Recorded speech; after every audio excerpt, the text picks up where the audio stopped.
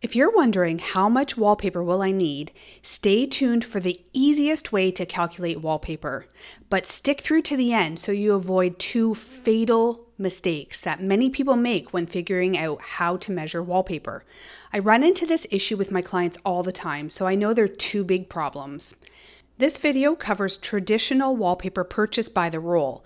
If you have a wallpaper mural, sizes are calculated differently.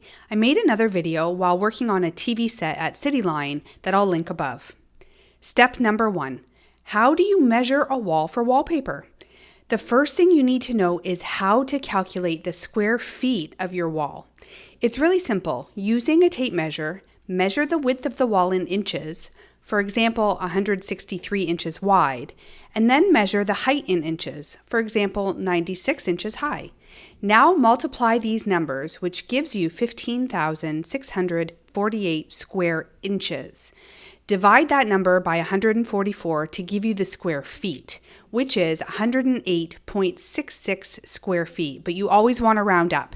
So this wall is 109 square feet. If you're wallpapering more than one wall, simply do this for each wall and add up the total square feet. Step number 2, how many square feet in a roll of wallpaper? Next, you need to know how many rolls of wallpaper you need to cover all that square footage. Most wallpaper websites state the number of square feet you get in each roll. If it doesn't list it on their website, you need to call them. In this example, a roll of wallpaper covers 60.75 square feet. So it seems like 2 rolls will cover your wall, right? Nope. Wait, what?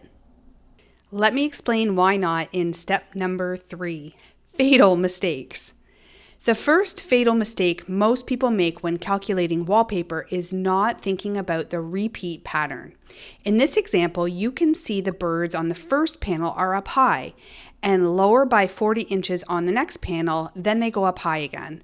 This is a drop match repeat pattern and means that you can lose up to 40 inches of wallpaper to wastage on every panel you hang on the wall. Every design has its own pattern repeat and it should be listed on the wallpaper website. Look for drop match or offset match and then know you need to add an extra 10 to 20% on top of your wall square footage. I like to err on the side of 20% and I'll explain why in a bit. But first, on to the second fatal mistake that most people make. You're looking at your windows and doors thinking, I'm going to subtract the square footage for these because the wallpaper doesn't cover over them. This can leave you without enough wallpaper and a big migraine. You're almost never going to run into a situation where you just hang a little scrap over top of the window or door. You're more than likely going to hang a full panel and trim out the excess where the window or door is. So you still need a full drop rather than a teeny tiny little scrap above. That means adding windows and doors into your wall measurements, not subtracting them out like other people recommend. Step number 4 is all about tips. Now you're wondering why I suggest 20% extra for wastage instead of just 10%. This is especially important with larger repeat patterns of 40 or 60 inches because there's more wastage. But even with smaller repeat patterns, it's important to have extra wallpaper on hand for a few reasons. First, mistakes happen and you might need a little extra to get you through, especially if you're a DIYer who doesn't hang wallpaper every day. Second, if your wallpaper gets damaged later, think water damage, rips, doorknobs going through it, and even mucky fingerprints. I've seen it all, trust me. It's ideal to have extra for repairs. But if your wallpaper is discontinued or you can't get the same batch number, you're never going to be able to repair it later.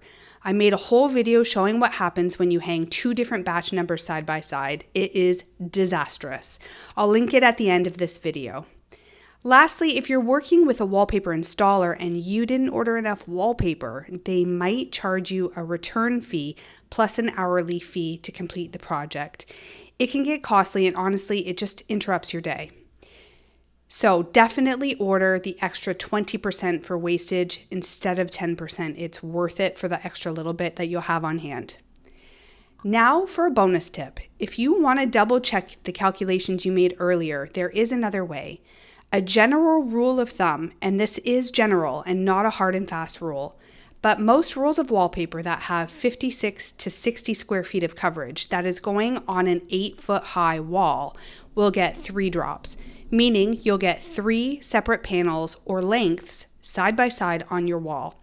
So if the wallpaper roll is 27 inches wide, you can measure how many times you get 27 inches across your wall.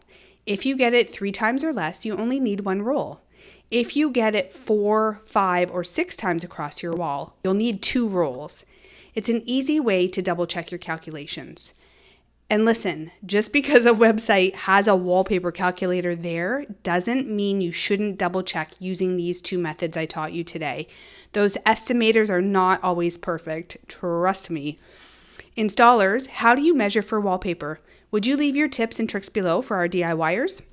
And don't forget to watch the video on batch numbers. I promise it'll save you loads of problems down the line. Thanks for watching.